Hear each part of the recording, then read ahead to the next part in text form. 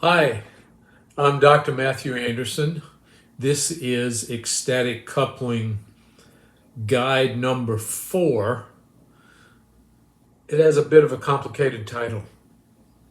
This title is Seeing Your Partner for the First Time Again and Again and Again. Seeing your partner for the first time again and again and again. Now, this requires a little explanation, but it can be a very, very meaningful kind of refresh button to hit that resets your relationship in some really special ways. One of the things that happens to every person or every couple who love each other and spend a lot of time together in that intimate, connected space is that we change from two separate people to almost like one being, and in some sense, we stop fully seeing and experiencing our partner. Now, in the beginning, when we meet that person and begin to get to know them, we see them as an other. This is you, this is the other. We look and we see them as separate from us. But as we spend emotional, heartfelt time together, that space begins to close. We make some intimate contact, and over time, and this happens to every couple I've ever known, whether in my professional life or my personal life, and it's happened to me too, and my partner.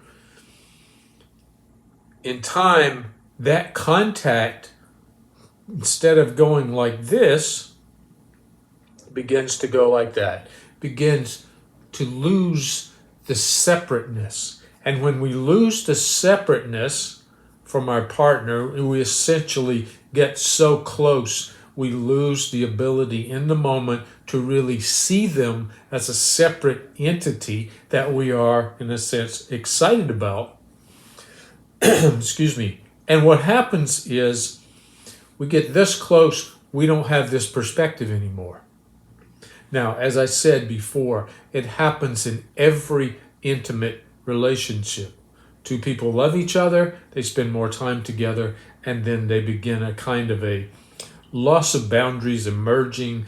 It could be called a kind of taken for granted, or I look at you, but I don't see the way you are right now. I see what you've become in my head, and I've laid that over like a mask over you, and I can't really see the vibrant, alive, desirable, exciting person that you were for me, because I've molded this relationship into something else unawares. Now, it's rare to hear anybody talk about this. I'm very surprised that more couples counselors and therapists don't discuss this with their clients, but it is a common experience.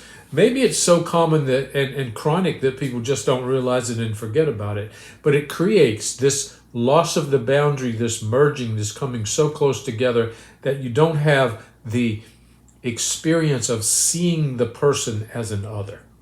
Now, here's the thing. If I don't see you as an other, I begin to treat you the way I treat myself. Maybe I'm not as sensitive to you as I once was. Maybe I'm hurtful sometimes in the things I say or don't say to you. I don't realize that I'm talking to you in the moment because I'm really talking to myself, and you're so close to me, we're so connected like this, that it's this kind of relationship instead of this kind. So here's an idea for you to consider. And I'm asking you to consider it very, very seriously. Take some time. The next time you're with your partner and you're doing something, maybe you're sitting around watching television, you're having dinner, you're taking a walk, whatever it is, it doesn't matter. And simply look.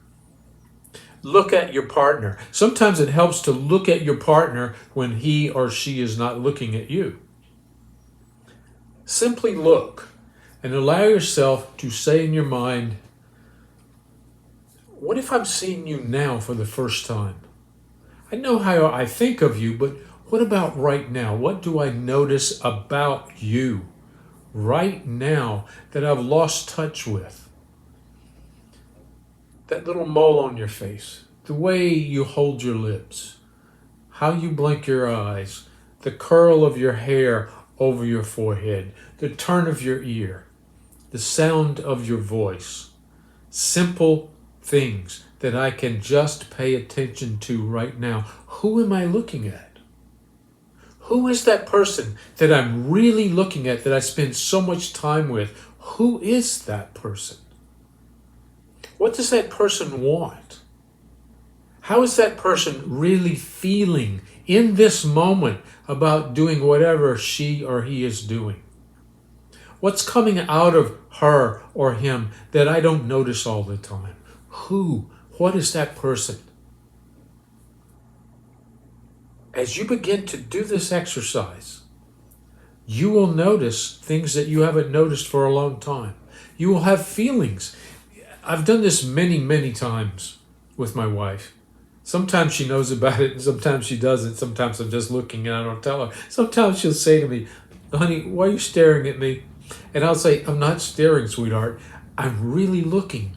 I forgot to look. I spent the whole day with you and I hardly looked." It's like you walk past a beautiful flower that's right next to your front porch. You walk past it every day. It's blossomed, it's gorgeous, and you take it for granted. You don't notice it when you walk by. You go in and out of your house 2, 3, 4, 5, 6 times a day.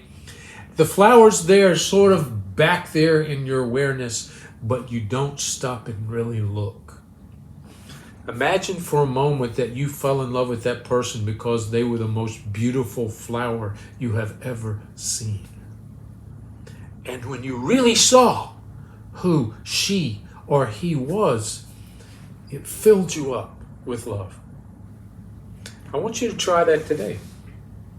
I want you to look at your partner and simply let yourself look and say, who is that? Who's that beautiful person? Look at the way she or he moves her mouth. Listen to the sound of the voice. And let yourself simply be alive and aware of who that person is. That will be hitting the refresh button and something special will begin to happen. And you know, the good news is you can do that every single day and every time it works. Every time it works.